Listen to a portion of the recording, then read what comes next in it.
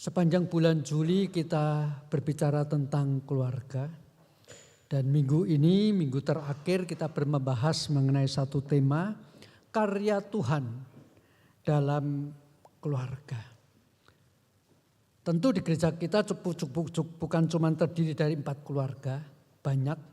Tetapi saya justru mau mengangkat 4 contoh keluarga dalam Alkitab menjadi satu semacam cermin atau bahan refleksi bagi setiap kita.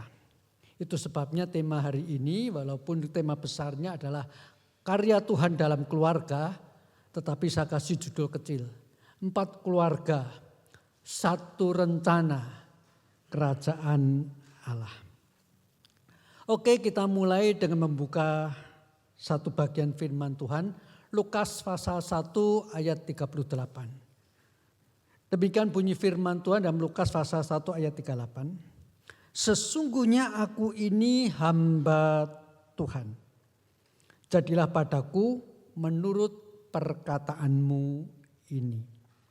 Ayat ini memang adalah sebuah ungkapan ketaatan yang disampaikan oleh Maria ketika malaikat Gabriel menyatakan diri dan berbicara bahwa dia akan mengandung oleh karena kuasa Roh Allah. Maka ketika dia berkata sesungguhnya aku ini hamba Tuhan, jadilah padaku menurut perkataanmu, itu berarti ada semacam ekspresi ketaatan keluarga dia akan dipakai oleh Tuhan. Persisnya bagaimana waktu itu Maria belum betul-betul jelas seperti kita sekarang ini tentunya. Tetapi mari kita bersama-sama mencoba memahami 4 keluarga yang ditulis dalam Alkitab, keluarga yang berbeda-beda. Tetapi intinya sebetulnya berbicara yang harus kita akui itu ada pada kita juga. Sebuah realita keluarga yang tidak ideal. Tidak ada satu keluarga pun yang saya percaya dalam kondisi yang betul-betul sempurna. Ada kelemahan, ada krisis, ada kerapuhan, ada luka-luka dan macam-macam yang lain. Nah, ada keluarga yang porak-poranda karena salah keputusan. Misalnya itu keluarga Elimelech yang pindah ke Moab. Ada keluarga yang seharusnya di rumah menjadi satu perlindungan, rasa sukacita tetapi justru persaingan dan saling melukai, yaitu keluarga Elkana, Hana dan Penina. Ada keluarga yang sepertinya kayak tidak pernah diperhatikan Tuhan karena hal yang paling basic yang dibutuhkan oleh keluarga untuk konteks zaman itu pun tidak terpenuhi. Dan ada keluarga yang mendadak rencananya tergoncang. Tetapi dalam konteks keluarga yang seperti ini, kita melihat Tuhan sebetulnya tidak pernah menunggu keluarga kita sempurna untuk mulai menyatakan kasih-Nya. Bahkan Tuhan tidak pernah menunggu sampai keluarga kita ini sudah sempurna dan ideal, baru Tuhan bisa pakai keluarga kita. Dan ini seringkali kalau kita mau jujur, menjaga kekeliruan konsep daripada setiap kita, khususnya keluarga-keluarga baru. Misalnya pasangannya baru saja menikah kemudian berkata demikian, Pak Yung nanti ya, sekarang saya harus lebih konsentrasi kepada karier. Sekarang saya harus lebih memantapkan dulu keluarga kami. Nanti kalau keluarga kami udah mantap, kalau nanti karier saya udah sungguh-sungguh sesuai dengan keinginan saya, ngomong cepat gampangnya ada. Nanti kalau saya udah cukup kaya, waktu itulah saya baru akan melayani Tuhan. Pertanyaan saya, nah kalau gak pernah kaya, jadi tidak melayani Tuhan dong. Seringkali kita tuh pikir melayani Tuhan itu kalau waktu kita tuh dianggap sebagai satu garis itu dipotong-potong. Periode ini periode untuk keluarga kami. Periode ini periode aku menempuh karier dan mencapai titik tertentu. Nah, periode terakhir itu baru waktu melayani Tuhan. Kalau cara kita punya konsep pelayanan seperti itu, belum tentu penggalan terakhir itu pernah ada loh. Dengan kata lain berarti kita tidak akan pernah melayani Tuhan. Itu sebabnya kalau kita lihat nanti contoh-contoh 4 keluarga ini justru di dalam rapuhnya sebuah keluarga. Bahkan hancurnya sebuah keluarga. Di situ kita melihat karya Tuhan. Seolah-olah mengumpulkan kepingan-kepingan itu. Dirajut kembali menjadi tempat Allah berkarya. Nah, sekarang kita melihat satu keluarga yang menjadi contoh yang pertama. Elimelech. Kalau saya mau simpulkan, saya sengaja pilih perikop-perikop keluarga yang secara familiar kita kenal. Itu sebabnya saya tidak baca perikop-perikopnya, tetapi langsung saya ceritakan. Elimelech seorang keluarga yang sebetulnya tinggal di Bethlehem. Bethlehem itu kalau dari arti kata adalah bait dan lahem. Bait itu rumah, lahem itu roti. Berarti kelihatannya seluruh penduduk kota Bethlehem itu profesinya pada umumnya adalah bakery, kira-kira begitu ya. Nah, tetapi ironis sekali waktu itu mereka justru hidup dalam konteks sedang mengalami kelaparan. Lalu Elimelech mengambil keputusan bersama-sama dengan Naomi pindah ke Moab. Alkitab memang tidak pernah secara langsung mengatakan keputusan mereka pindah ke Moab itu dosa. Nah, tetapi melalui apa yang terjadi kemudian, minimal kita boleh menarik kesimpulan mereka salah mengambil keputusan. Itu sebabnya akhirnya dalam waktu yang relatif singkat sekali, Elimelech, Mahlon dan Kelion, tiang keluarga laki-laki untuk konteks zaman itu, tiga-tiganya meninggal dunia. Dan sekarang yang tinggal adalah Naomi, Ruth dan Orpa. Naomi seorang ibu yang harus pulang ke kampung halamannya dengan tangan kosong. Waktu meninggalkan Bethlehem menuju ke Moab pasti dengan harapan yang luar biasa, dengan bekal yang banyak. Karena dia tahu persis, di situ peluang bisnis, di situ peluang untuk mempertahankan. Bahkan mungkin sesuatu yang tidak pernah dipikirkan itu akan terjadi di Bethlehem. Sukses besar. Tetapi ternyata Naomi harus kembali ke Bethlehem. Menanggung malu dan dia pernah berkata, aku meninggalkan Bethlehem dengan tangan yang penuh. Sekarang aku kembali dengan tangan yang kosong. Secara pandangan manusia, keluarga yang sudah berantakan kayak begini karena salah mengambil keputusan, apa sih yang dapat diharapkan lagi? Dalam konteks seperti ini seolah-olah selesai sudah kisah tentang Naomi dan Ruth. Tetapi kita tahu persis kisahnya tidak berhenti sampai di sana. Pemulihan selalu terjadi dari pihak Tuhan. Ketika seseorang membuka hati, membuka kehidupannya untuk memperkenan tangan Tuhan bekerja. Kesalahan keputusan keluarga tidak harus menjadi kata akhir. Puing-puing kehancuran dari situ Tuhan tidak berhenti berkarya. Ruth mengambil keputusan iman yang besar, mengikut Naomi. Sekalipun konsekuensinya dia harus menjadi seorang pemulung. Mengutip walaupun itu tadi kalimat daripada Maria. Jadilah kehendakmu. Aku hanya seorang hamba. Maka saya percaya sebetulnya di dalam pemikiran daripada Ruth yang akhirnya berani mengikut Naomi kembali ke Bethlehem dengan tangan yang kosong, dengan konteks kemungkinan besar dia akan ditolak oleh orang-orang Yahudi karena dia seorang perempuan kafir. Tetapi ketika dia berani masuk keluarga Elimelech, ketika dia berani menjadi istri daripada Mahlon yang kemudian meninggal, sebetulnya saya percaya di dalam hatinya dan pemikirannya ada semacam sikap. Sejak aku masuk dalam keluarga orang Israel ini, jadilah kehendak Tuhan Israel menjadi kehendakku juga. Aku ini hanya hamba. Maka dalam konteks seperti ini itu yang saya katakan keberanian besar, satu keputusan iman yang besar.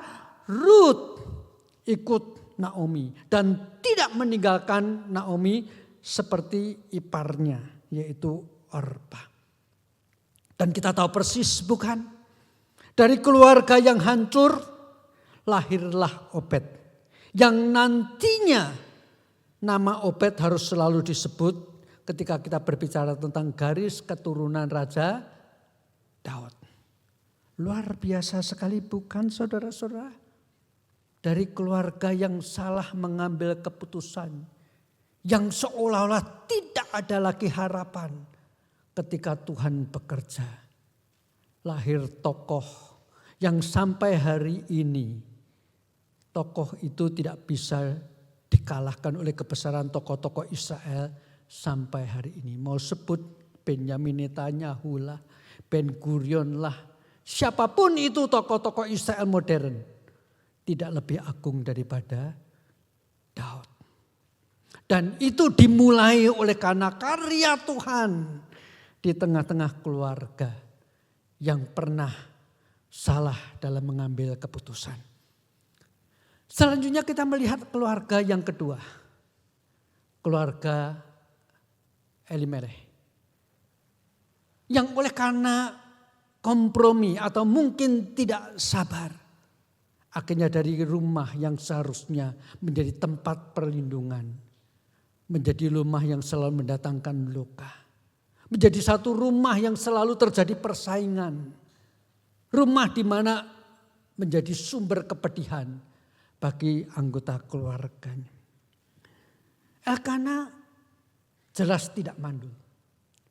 Bahwa kemudian ketika dia mengambil istri muda Penina, punya anak banyak, membuktikan yang mandul adalah Hana. Kita tidak bisa memahami konteks waktu itu, mungkin keputusan Elkana itu dari konteks budaya waktu itu ya gimana lagi kalau tidak punya anak. Maka itu sebabnya mengambil Penina. Tetapi justru keputusan ini kalau kita mau jujur seolah-olah menaruh racun, kepahitan, kepedihan yang terus menerus harus ditelan oleh Hana. Alkitab menyaksikan sebetulnya Elkana itu tetap lebih mengasihi Hana. Mengasihi Hana karena ini cinta pertamanya, kira-kira begitu. Tetapi kepedihan yang dialami oleh Hana ini begitu dalamnya sehingga kalimat-kalimat yang paling indah. Yang sebetulnya secara normal paling menghibur ketika didengar oleh telinga seorang istri tidak sanggup mengobati kepahitan dan kedukaan Hana. Elkana itu pernah berkata demikian, mengapa engkau sedih hati istriku Hana?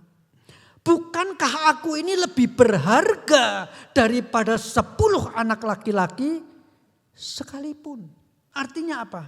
Kalaupun engkau punya 10 anak laki-laki, cintaku kepadamu itu tetap lebih berharga dibandingkan 10 anak laki-laki itu. Tetapi kalimat yang begitu seharusnya normalnya membuat seorang istri tersanjung dan terbuai itu tidak mampu mengobati karena apa? Tetap karena kesalahan dalam hal berkompromi. Tapi bukankah kita tahu akhirnya dari seorang perempuan yang mandul, Tuhan bukan hanya memberikan seorang anak. Lahirlah Samuel yang jelas menjadi seorang nabi yang sangat besar. Seorang nabi yang di hadapan Allah itu punya peranan yang sangat penting. Seorang nabi yang begitu diistimewakan oleh Tuhan. Sehingga di dalam kitab Nabi Yeremia, di dalam kitab Yehezkiel, pada waktu secara manusia nih ya, kemarahan Allah meluap-luap. Tuhan itu berkata demikian. Sekalipun di hadapanku ada Samuel, aku tidak akan mengurungkan hukumanku kepada engkau hai bangsa Israel. Kenapa Samuel yang disebut? Membuktikan Samuel itu istimewa di hadapan Tuhan. Dan ini dilahirkan oleh seorang perempuan yang suaminya tidak sabar menunggu mendapatkan keturunan. Yang selalu berpikir tentang waktuku dan bukan waktu Tuhan. Manusia seringkali melihat dari bahasa Yunaninya ya, melihat dari sisi kronos atau kronologi. Aku sudah 10 tahun menikah, sudah 15 tahun menikah, tapi belum punya anak, itu kronologi. Tahun pertama, tahun kedua, tahun ketiga. Tetapi Tuhan melihat dari sisi kairos. Once moment in time. Di dalam peristiwa hari-hari yang kita lalui setiap hari, mari kita coba pikirkan, adakah detik-detik, adakah karya-karya Tuhan, tangan-tangan Tuhan menyatakan sesuatu yang bermakna. Itu yang Whitney Houston bilang, once moment in time. Senin selalu ada 7 hari sekali. Minggu selalu ada 7 hari sekali. Tapi dari minggu-minggu yang selalu berulang 7 hari. Adakah kairos, karya Tuhan hidup dalam keluarga. Elkana tidak sabar menunggu kairos yang dari Tuhan. Dia mau lewat kronologi kehidupannya, dia melakukan apa yang dia nantikan. Di dalam konteks yang seperti inilah, seorang yang dilukai oleh madunya, yang kata-kata suaminya tidak sanggup menutupi dan menghibur luka hatinya, dia berserah total. Titik terendah dan kepahitan yang dialami oleh Hana membuat dia berseru menyerahkan haknya kepada Tuhan dengan cucuran air mata. Tuhan bahkan menjawab seperti yang tadi sudah saya katakan. Bukan hanya dengan memberi seorang anak.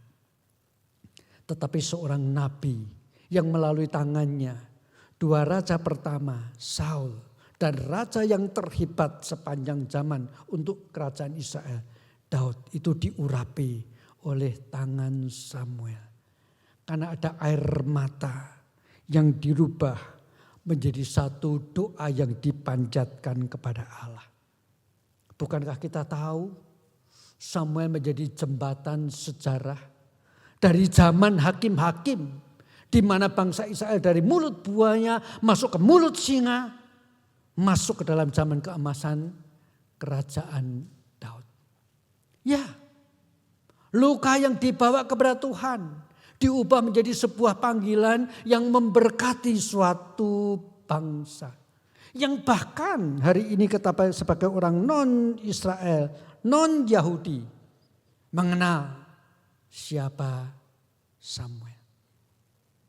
Selanjutnya kita melihat sekarang satu keluarga. Dalam Injil Lukas pasal pertama dicatat dia adalah seorang imam. Hidup benar sejak masa mudanya. Mentaati semua ketetapan-ketetapan Tuhan. Jadi bukan hanya dikatakan hidup benar. Diberi penjelasan lagi mentaati setiap ketetapan-ketetapan Tuhan. Dia seorang imam. Tetapi sampai masa tuanya dia tidak punya anak. Dan maaf untuk konteks waktu itu. Seseorang yang menikah dan tidak punya anak. Otomatis masyarakat kesimpulannya adalah begini. Apalagi kalau bukan dosa. Apalagi kalau bukan dikutuk Tuhan. Sebab konteks perjanjian lama. Seseorang yang tidak punya keturunan pakai bahasa Alkitab yang rahimnya ditutup oleh Allah. Itu hukuman. Dan itu berarti aib. Kalau saya menjadi orang Israel waktu itu. Ya, saya pergi ke bait Allah, mau beribadah, hari itu yang melayani Zakaria. Saya akan berkata, ya Zakaria yang melayani. Sudah hilang separuh itu niat untuk ibadah. Dia bisa bermain cantik di hadapan kita. Tapi bahwa dia tidak punya anak, pasti Tuhan tidak bisa ditipu. Itu aib yang ada di dalam diri Zakaria dan Elisabeth. Ya. Tetapi di usia yang begitu tua, yang seolah-olah secara biologis tidak mungkin lagi punya anak, di mana akhirnya mereka harus mati dengan kondisi dikatakan mereka tidak punya keturunan. Dalam situasi seperti ini, lahir Yohanes Pembaptis. Ada kalanya kita merasa kenapa Tuhan tidak hadir di tengah-tengah keluarga kita. Sehingga hal-hal yang paling basic, kebutuhan paling pokok sebuah keluarga Tuhan tidak penuhi. Tetapi jangan lupa, dalam kondisi seperti ini bukan berarti Tuhan tidak hadir. Justru bukankah dari keluarga yang bertahun-tahun dirasakan ditinggalkan oleh Tuhan, yang Tuhan tidak pedulikan, lahir seorang Yohanes, pembuka jalan bagi Kristus. Bahkan Kristus pun, Tuhan Yesus sendiri berkata, dari semua orang yang dilahirkan oleh perempuan tidak ada yang lebih besar daripada Yohanes Pembaptis. Siapa pernah sangka dari keluarga yang seperti ini muncul lahir Yohanes Pembaptis. Tetapi itulah bukti. Setiap keluarga kita punya kelemahannya, tidak ideal, tidak sempurna. Tetapi bukan berarti Tuhan tidak hadir dan tidak berkarya di tengah-tengah keluarga kita. Dan saya harus mengutip lagi ayat tadi. Karena sebetulnya walaupun kalimat ini disampaikan oleh Maria, tetapi paling tidak ada di dalam hati Rut. Ketika dia mengatakan, sejak aku mengikut Naomi, jadilah kehendak Tuhan. Dan itu ada di dalam hati Hana. Aku dilukai, tugasku mengubah air mata menjadi doa. Dan selebihnya, jadilah kehendakmu. Di dalam kekecewaan sebagai seorang imam yang hidup benar, tidak mendapatkan anak dan dianggap sampai tua akan mengalami aib. Hana dan Elisabet berkata, aku hanya hamba, jadilah kehendakmu. Dan akhirnya Maria pun sama. Ketika malaikat Gabriel menampakkan diri kepadanya, dia berkata, sesungguhnya aku ini hanya hamba Tuhan. Jadilah padaku menurut perkataanmu. Nah saudara, pada waktu kita sampai pada ayat ini, tanpa disadari secara jujur kita ini mulai berpikir, ya tetapi kan akhirnya enak melahirkan Yesus lah. Akhirnya begini begitu menjadi juru selamat. Bahkan kemudian Maria dianggap ibu yang paling berbahagia dari semua ibu. Itu karena kita udah tahu. Tetapi jangan lupa, ketika Maria berkata, aku ini hanya seorang hamba, jadilah seperti perkataanmu. Maria sendiri tidak tahu persis nantinya akan bagaimana. Mereka adalah sebuah pasangan yang sebetulnya kalau mau jujur belum siap menikah, itu sebabnya masih pada masa pertunangan. Paling cepat 1 tahun lagi. Tetapi ternyata sekarang rencana mereka diguncang. Harus dirubah seketika. Harus menikah waktu itu juga. Dan bagi Maria ketika dia berani berkata, sesungguhnya aku hanya seorang hamba. Ada potensi loh. Dia disalah mengerti oleh Yusuf. Dan memang itu kan yang terjadi kemudian. Dia mau diputuskan pertunangannya oleh Yusuf. Demikian juga pada waktu kemudian melalui mimpi. Tuhan menampakkan diri melewat malaikat dan berkata kepada Yusuf, janganlah kamu takut mengambil Maria sebagai istrimu. Yusuf cuma tahu itu tok. Selebihnya setelah mengambil istri apa yang terjadi belum ngerti. Tetapi dia taat. Dan konsekuensinya kalau mau jujur, orang lain akan melihat, oh yang rencananya mau tahun depan ya, tiba-tiba dimajukan karena apa? Sudah hamil duluan. Dan itu terus walaupun Alkitab tidak mencatat, saya percaya itu yang ada dalam benak orang-orang yang mengenal Yusuf. Kalau saya mencoba mendramatisir, mungkin beberapa minggu yang lalu Mas Yusuf masih ditanya oleh seorang temannya, kapan ini nikahnya? Masih tahun depan. Kenapa? Duit belum cukup. 3 minggu kemudian mereka menikah. Kebayang enggak temennya pikirnya apa? Loh, baru 2 minggu yang lalu ngomong tahun depan. Aib. Nama buruk yang dipikul. Tetapi inilah bukti ketaatan sebuah keluarga. Yang punya rencana tetapi rencananya tiba-tiba digoncang oleh Allah. Menjadi satu rencana yang baru yang sama sekali tidak pernah muncul dalam benak pikiran mereka. Dan dari sinilah kita tahu. Kristus hadir dalam keluarga yang belum siap. Dan taat. Melangkah. Walaupun belum tahu detailnya seperti apa. Jangan lupa, saya ulang sekali lagi ya. Kita sekarang udah tahu di end-nya. Tapi ketika Maria dan Yusuf mentaati, mereka belum tahu besok apa yang bakal terjadi. Dan itu ketaatan Yusuf dan Maria. Dengan kata lain, Tuhan tidak mencari keluarga yang merasa dirinya paling siap atau ideal di mata dunia. Keempat keluarga ini punya kelemahannya, punya kerapuhannya, bahkan kesalahan mengambil tindakan. Tetapi semua keluarga ini dengan segala kelemahannya atau kekurangannya dalam kondisi yang tidak ideal itu, di situ Tuhan hadir dan menyatakan karyanya yang luar biasa.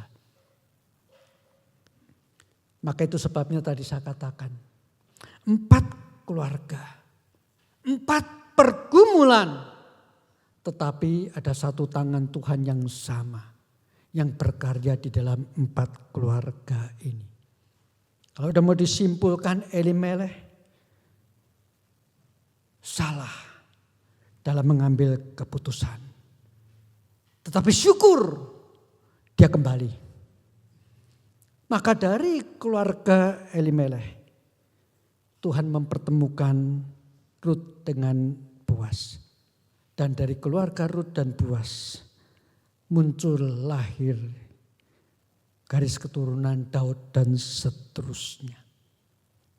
Elkana, seorang suami yang tidak sabar menanti Kairos.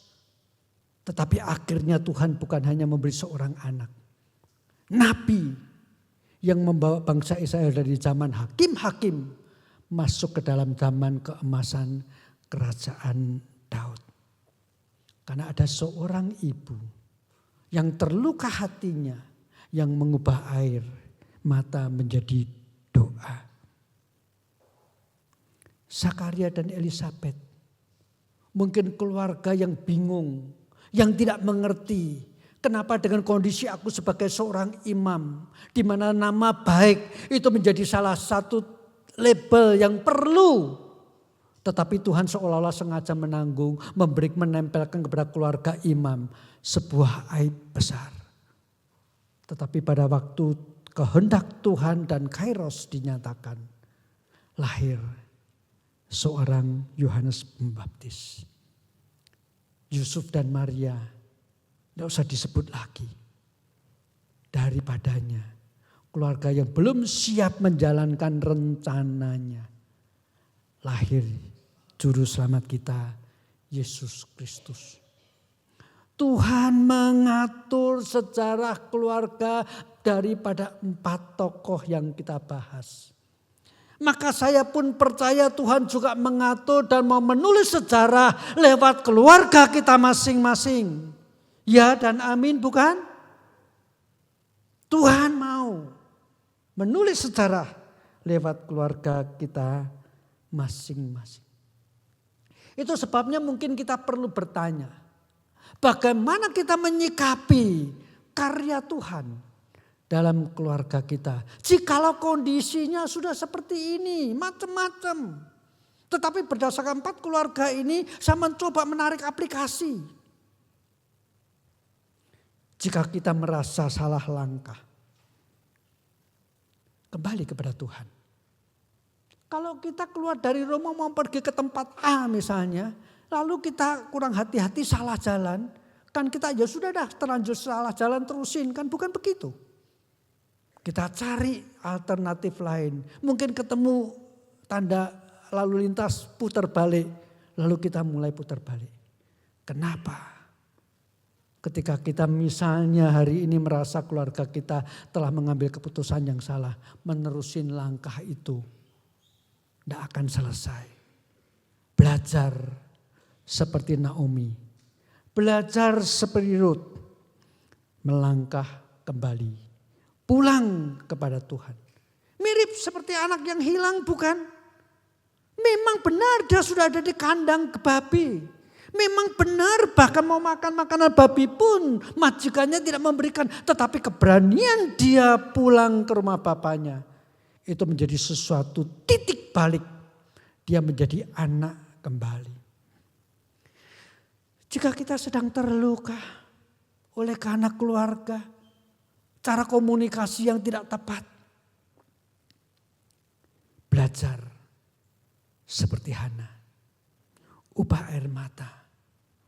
Menjadi doa yang akhirnya membuat anugerah yang begitu besar turun atas keluarga Elkana dan Hana. Lama kita menanti, seolah-olah Tuhan tidak mendengar doa kita, seolah-olah Tuhan tidak hadir di tengah-tengah keluarga kita. Jangan lupa, kita seringkali tidak sabar karena kita menghitung kronologi. Ini sudah 3 tahun. Ini sudah 4 tahun. Ini sudah 5 tahun. Tetapi jangan lupa. Waktu Tuhan selalu lebih indah daripada waktu kita. Kalau Yohanes Pembaptis lahir pada masa muda Elisabet dan Zakaria. Tidak akan pernah menjadi pembuka jalan bagi Kristus bukan? Yusuf dan Maria. Rencananya tergoncang. Secara mendadak harus membuka sesuatu yang baru yang cuma tahu sedikit. Tetapi mereka dalam ketaatan melangkah. Masih macam-macam kondisi kita masing-masing yang boleh kita pertanyakan. Tetapi paling tidak 4 hal ini menjadi kunci bagi kita. Supaya melaluinya. Keluarga kita yang tidak ideal. Tetapi masih ada karya Tuhan di dalamnya. Keluarga kita mungkin, bukan cuma mungkin, rasanya memang tidak ideal. Tetapi keluarga Tuhan, keluarga kita masih berada di dalam tangan Tuhan. Ya, harus kita akui itu.